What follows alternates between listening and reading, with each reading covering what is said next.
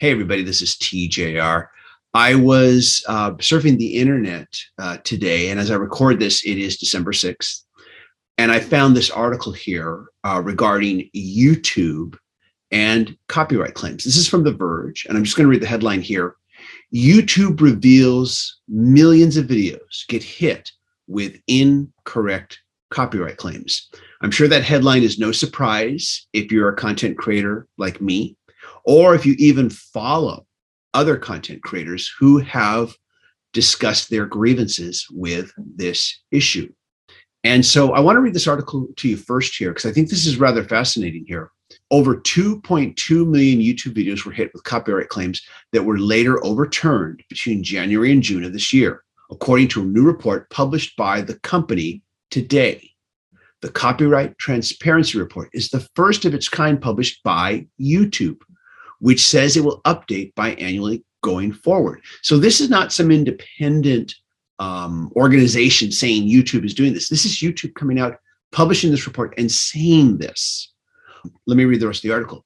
The 2.2 million incorrect claims represent less than 1% of the more than 729 million total copyright claims issued in the first half of this year, 99% of which originated from Content ID, YouTube's automated enforcement tool.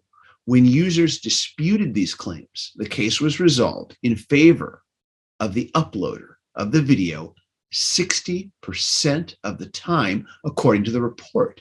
60%. Though mistaken copyright claims are a drop in the bucket on a larger scale, YouTube creators have long complained about how the platform handles claims, saying overly aggressive or unjustified enforcement can lead to lost income. Copyright claims can result in videos being blocked, audio being muted, or ad revenue going back to the rights owner. This new report gives shape to a problem that YouTube itself has acknowledged needs updating. Once again, YouTube's acknowledging this. In 2019, YouTube CEO Susan, and I can't pronounce this name, Wojcicki, said in a blog post that the company heard the concerns from creators and that YouTube was exploring improvements in striking the right balance between copyright owners and creators. I'm surprised to hear this on some level, but on another level, I'm not surprised. Let me read the rest of the article. The new report notes that no system is perfect and that errors happen even with established guardrails in place to prevent abuse of enforcement mechanisms. When disputes take place, the process provided by YouTube provides real recourse, and over 60% of the disputes were resolved in favor of the uploader, the report says. That's the end of the article. What surprises me is the 60%. Now, honestly, I'm not new to these grievances. You've probably heard me talk about them on this channel. You've probably heard other similar content creators talk about this. Many years ago, several years ago, during the Wild West days of YouTube, I wrote and recorded an original song. I want to stress that word, original song. I wrote it that made fun of the American Idol TV show. And the song was called American Idol, and you can't copyright a song title. I made a music video for it that I thought was pretty funny. I put it on YouTube on what is now a defunct channel.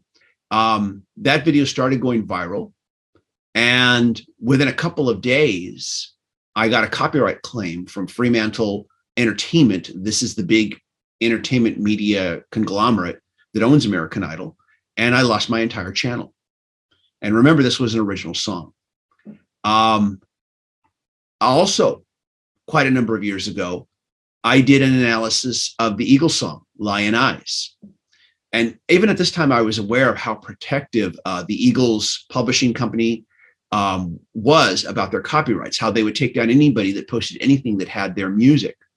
So in this analysis of the song, I did not play one single note, not a single note of the recorded song, nor did I play a single note of that song on the piano or guitar to demonstrate or to illustrate my video. I just simply spoke. I used spoken word only. The video was all talk. I thought they couldn't possibly take this video down. I was wrong. The video got taken down. Now, I did finally get it back, but that took months of work to get it reestablished. It's on this channel here. And the story behind that, how I got it back, could probably warrant its own video, but I won't get into it right now. These are just two of my stories. I've had more. And I know if you've followed the YouTube creators, you've heard them talk about this as well. For a long time, my biggest gripe about YouTube and copyright claims is that if you got hit with a claim, you were basically guilty until proven innocent. But even worse is that until very recently, there was no comeuppance for those who abused the copyright takedown notice system. Major corporations could wrongly file illegitimate claims against content creators and face no consequences for it. In fact, there was even a recent lawsuit that YouTube enacted against an individual who participated in illegal and unwarranted copyright claims as a means of scamming and abuse. And he had to really push the line before there was action taken against this single individual. So to hear YouTube acknowledge this problem is great. Content creators like Rick Beato shouldn't have his videos blocked for using music clips whenever he discusses what makes a song great. Robert Kinsler and I used to review new albums with a passion on this channel, but we finally got the wind knocked out of us for all the times that we reviewed an album, played a short clip that was like less than 25 seconds, and the audio had to be blocked because of a copyright notice. And, you know, I'm sure you understand it. You've heard this before. It's crazy. We're actually reviewing and recommending new albums, new releases, and we play a short little clip so you can get a sense of what the music is like, and it has to be muted. It has to be blocked. So all the wind was taken out of ourselves. We tried for a long time to do this, and we just finally said, okay, we're done until they change things. I will admit that over the years as a YouTube user, as someone who has been a content creator and has created content and has more than one channel, has had to lose a channel in the past. In fact, I've lost 2 channels in the past. YouTube has been slowly improving the system that allows content creators like myself to dispute copyright claims. They've slowly improved it. They have also improved communication between YouTube and us content creators. They have also created a YouTube channel for content creators where they communicate news and information, what they're trying to do to help make our road and our path easier. After all, without the content we create, YouTube doesn't exist. They've also, recorded and uploaded tutorials on how to better understand and avoid these types of claims. But that hasn't stopped everybody from private individuals to major corporations from abusing the system. So to hear them talk about this so openly and so transparently, I think is good news, and it gives hope for the future that there might be a better balance, between both copyright holders and I'm a copyright holder too myself, so I do understand the need, to enforce that. But also I'm a content creator, so I understand both sides of it. And I think there's been too uneven of a balance. And for so long, I always felt that the deck, I should say, was stacked against the content creator versus the copyright holder. So I'm glad to hear this, and to hear that 60% of these types of notices have been overturned in favor of the uploader, the content creator, to me is probably revelatory to anybody who has been around a long time, who remembers the Wild West days of YouTube, who probably lost a channel or channels. To hear this is really revelatory, because many content creators out there who've been around a long time still remember what it was like when the deck was completely stacked against you, when you were guilty until proven innocent, and your ability to defend yourself was almost non-existent.